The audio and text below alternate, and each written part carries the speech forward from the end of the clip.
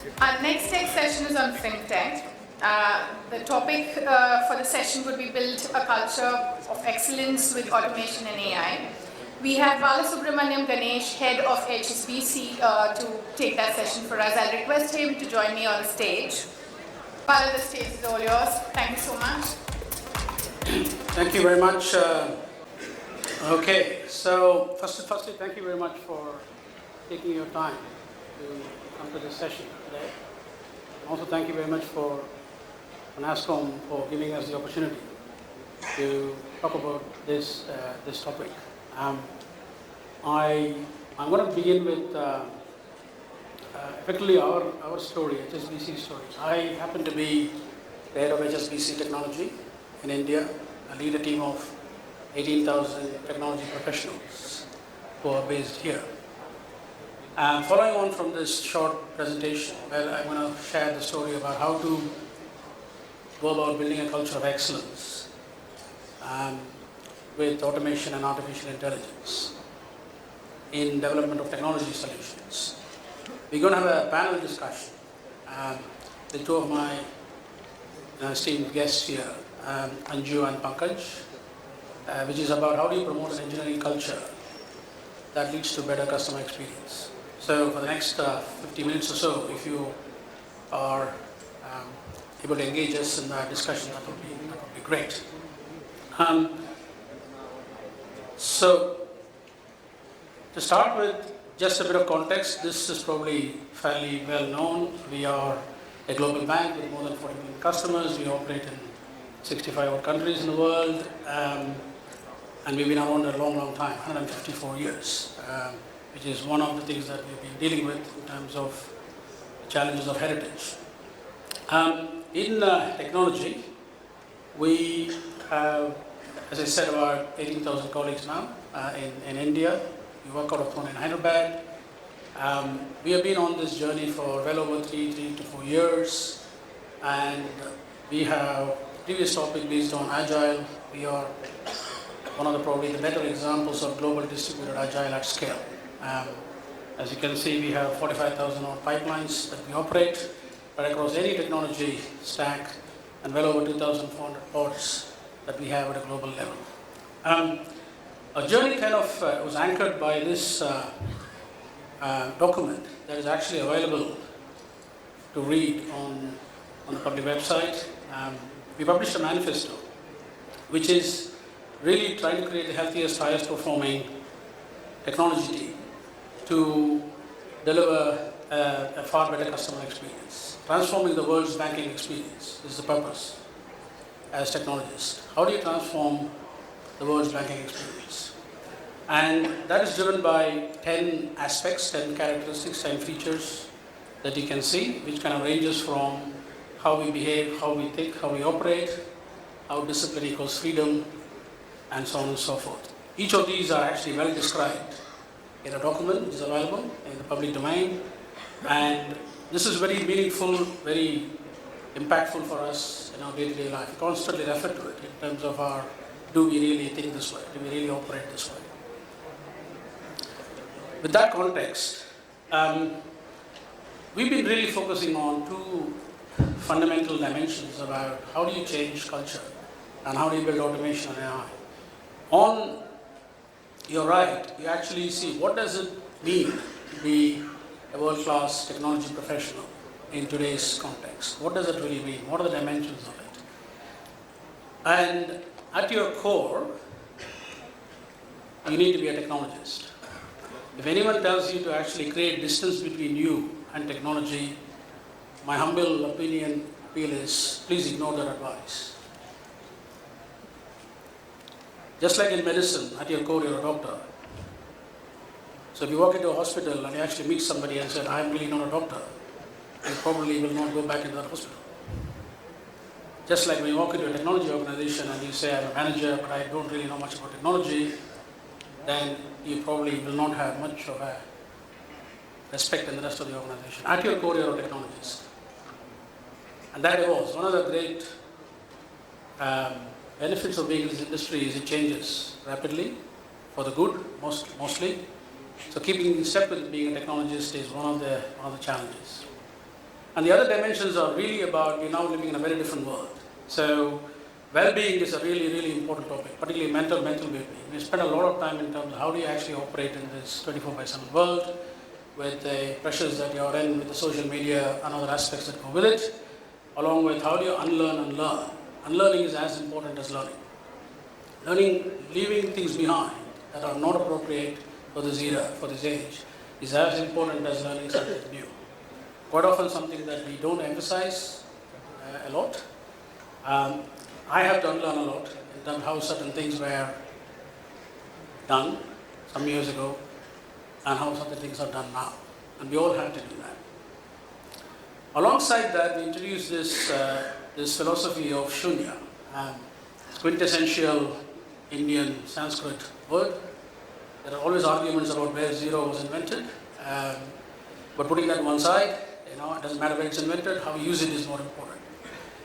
Now, customers of, you always could say that, but increasingly customers of today, of our services, expect things to be perfect, expect things to work at the point of use. They don't want any downtime, they don't want any security flaws, they don't really want any poor user experience. So philosophy of Shunya is about aiming for zero defects, zero vulnerabilities and zero outages. How do you get to it? How do you change the engineering culture? How do you change the culture of the organization to actually adopt that in your day-to-day life? And some of the dimensions of that I'm going to be talking about in the next few minutes. Now this journey is started about 3.5 years ago, and we emphasize these dimensions of people and technology. And when you're an organization that is 154 years old, with a technology that has been written over 40 years, ranging from assembler to Kix, COBOL to Fortran, you name it, you have it. How do you actually retool that organization to operate in an agile context? So a lot of the industry advice would be about two-speed IT, bipolar IT. So you can't really do anything with the old stuff. The term legacy got itself a bad name.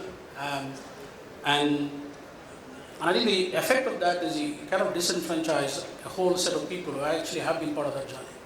So if you have been in the industry or an organization 5, 10 plus years, you kind of felt disenfranchised. We don't believe in two-speed IT. We don't believe in bipolar IT. DevOps is possible everywhere. Whether you're a mainframe or iSeries or etc., it is possible. And we can show it being done. So we actually equipped our teams with 90 odd DevOps tools. And some of them we developed ourselves, where I think the market did not have solutions. We focused on 6 pillars of technology.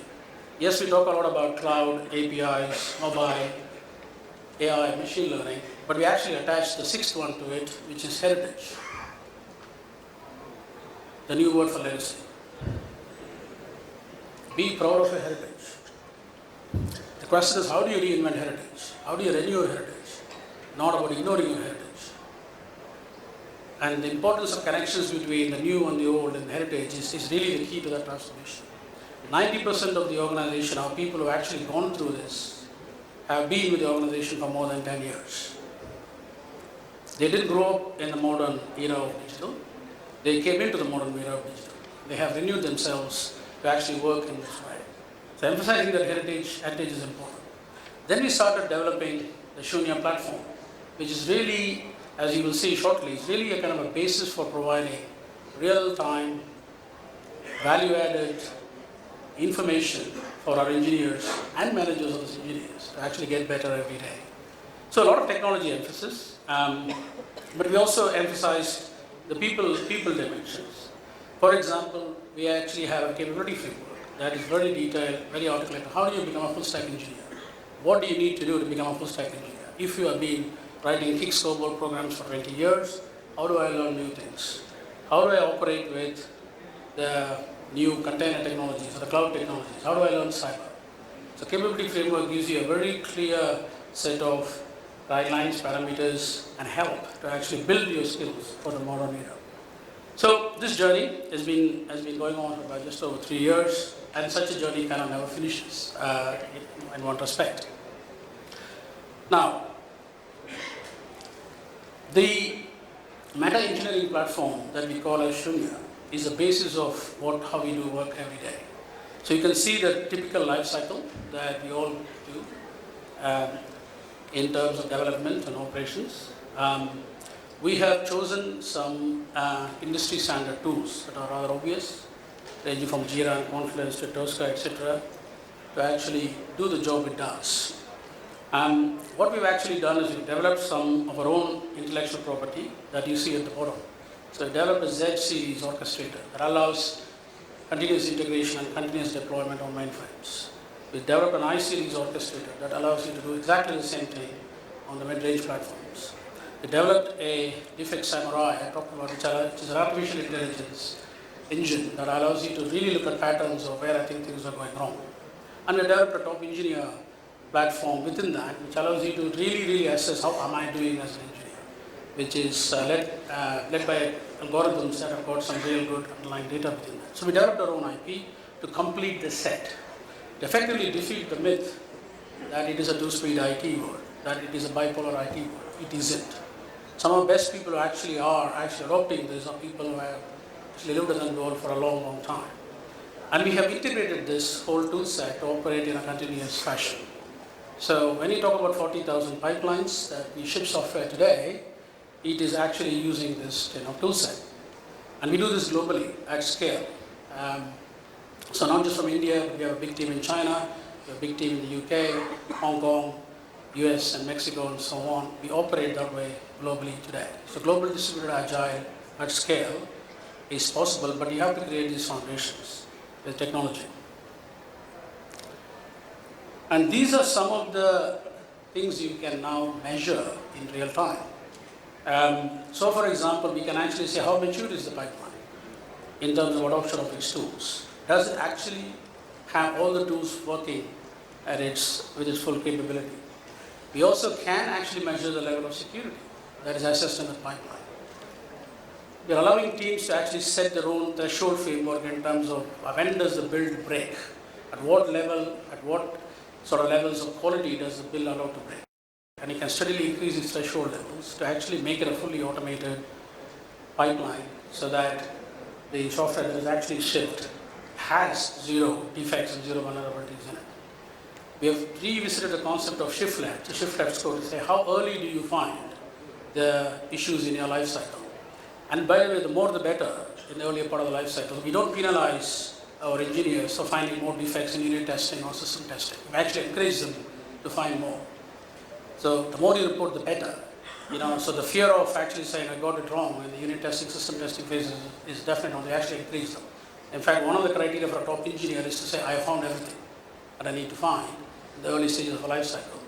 Finding it later is obviously the issue, and we can help them with that. And how close are you to in terms of getting close to the Shunya philosophy? If you're running a pod, a set of pods of 2,500, does your pod deliver outcomes, software outcomes, technology products that are actually close to perfection as possible? So we give these measures in real time to our teams. I actually not that interested on the person, and I'm actually interested in making sure that actually are improving continuously. So we don't penalize the bad pod versus the good pod. We just tell them get better every week, every month, and so on and so forth. We have a booth just outside, and if any of you are interested to actually explore this a bit more, please do go and visit them. They actually can show you in real time how this is actually getting done. So this is kind of possible. Now this is the other thing we've been working on fairly recently, and those of you of my vintage will probably understand this game. And for those of you who are not my vintage but a more modern vintage, apparently this is the PUBG of the modern generation, which I have no idea about yet. And so we kind of use this philosophy to actually say how do we create a Pac-Man type approach to really improve our quality, which is around defects. So the operative word is Samurai, which is artificial intelligence machine learning. So we have a defect lake, which is effectively our defect database for whatever you've done for 15 years. Everything that the past mistakes are actually there. 15 years of projects, 15 years of data of defects. So that kind of gives you a really good insight of what could actually potentially go wrong. So we have a concept called a defect lake, which is what that is. We have a concept called a defect DNA, which is this defect usually is caused by these parameters, whether it is test data, test environment, whatever it is, typically is caused by that.